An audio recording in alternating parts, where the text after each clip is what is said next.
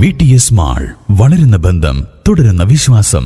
Opposite bus stand, Manjeri road, Pandikkad. കൗതുക കാഴ്ചയായി പാണ്ടിക്കാട് ഈന്തപ്പനക്കുലകൾ. കുറ്റിപ്പുളി സ്വദേശി പൂവിൽ റഷീദിന്റെ വീട്ടിലാണ് 2 മരങ്ങളിലായി നിറയെ ഈന്തപ്പനക്കുലകൾ കായ്ച്ചു നിൽക്കുന്നത്. മരുഭൂമിയിലേതിന് സമാനമായ ഈന്തപ്പനക്കുലകൾ കാണുന്നവർക്കൊരു വിസ്മയ കാഴ്ച തന്നെയാണ് ഒരുക്കുന്നത്.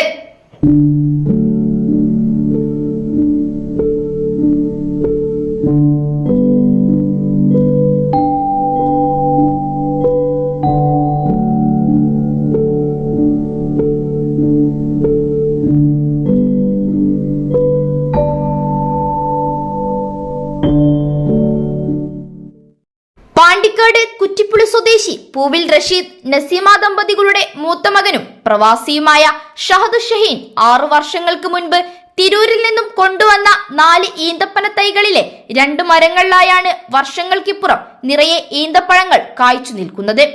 2 മരങ്ങളിലായി 30-ലേറെ കുലകൾ കായ്ച്ചു നിൽക്കുന്നുണ്ട്.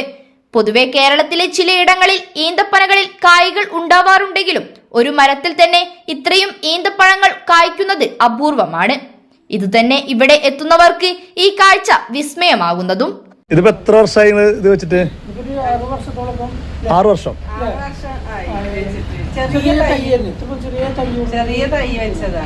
എവിടെ തൈ കിട്ടിയപ്പോ? തിരൂര് ഭാഗത്ത് കുട്ടി കൊടുന്നാണേ, ഓനല്ല സൗദിയില, ഓൻ കൊടുന്ന് വെച്ചതാ. അല്ല ഇതൊരു കാനില് പെട്ടുകാണ്ട് ഇത്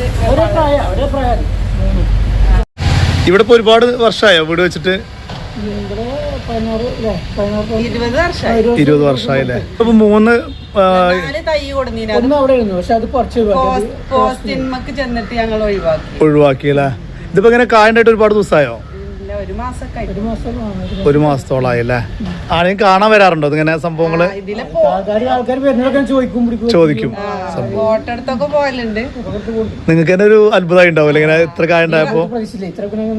ഈ വർഷത്തെ സന്തോഷം ഇതാണ് ഇതാണ് ഞങ്ങൾക്ക് ഇത് ഉണ്ടായപ്പോഴേ പെട്ടെന്ന് ഞാനാണിത് ആദ്യം കണ്ടത്. മൂപ്പര് ഇവിടെ അല്ല. അപ്പൊ ഞാൻ ഫോൺ ചെയ്ത് കണ്ട് പറഞ്ഞു ഇങ്ങനെ സംഭവം. ഇത് പ്രത്യേകിച്ച് എന്തെങ്കിലും ചെയ്യണോ? അങ്ങനെ ഒന്നും ചെയ്തിട്ടില്ല. വെള്ളം പറഞ്ഞു കൊടുക്കാൻ മാത്രം. വളമ ഇതുവരെ വളമകളൊന്നും ഇട്ട് കൊടുത്തിട്ടില്ല അല്ലെ? എന്തായാലും ഇപ്പൊ ഇങ്ങനെ ഒന്ന് പഴുത്ത് കാണാൻ ആഗ്രഹത്തിലായിരിക്കും അല്ലെ? അതിന്റെ ഒരു മഞ്ഞ കപ്പ ഭയങ്കര ഭംഗിയാന്ന് പറയുന്നത്. മഞ്ഞ കളറേ. പ്രത്യേക പരിപാലനം ഒന്നും നടത്താതെ തന്നെ ഈന്തപ്പനകളിൽ ഇത്രയധികം കായ്കൾ ഉണ്ടായതിൽ വീട്ടുകാരും ഏറെ സന്തോഷത്തിലാണ്. വരുന്ന വലിയ പെരുന്നാൾ ആവുമ്പോഴേക്കും കായ്കൾ പഴുത്തു കഴിക്കാൻ പാകമാവുമെന്ന പ്രതീക്ഷയോടെ കാത്തിരിക്കുകയാണ് ഈ കുടുംബം. News bureau, Pandikkad.